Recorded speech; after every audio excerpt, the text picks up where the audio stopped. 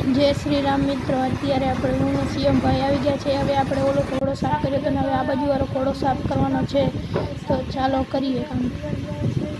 આપણે ઘોડાને સાફ કરી બધું સામાન બહાર કાઢ્યો અને પછી આપણે ઝટકીથી તેને સાફ કરવા માંડી ગયા। સાફ કરતા કરતા તેમાં બહુ કચરો ઉડતો હતો, એટલા માટે અમે પંખો થોડોક એ બાજુ કરી નાખ્યો અને તેથી અમે સાફ કરવા વળગી ગયા।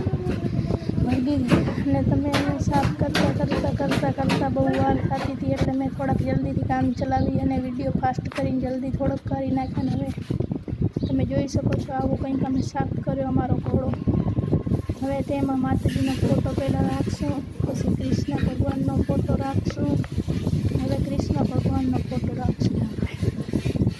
કૃષ્ણ ભગવાનનો ફોટો મૂકીને હવે પછી આપણે ધીરે ધીરે બધો જ સામાન ગોઠવી નાખ્યો। બધો સામાન ગોઠવીને પછી અમે થોડા તમે જોઈ શકો છો છે આવું કંઈક લુક આવ્યું હતું ને અમે આવું સાફ કર્યું હતું।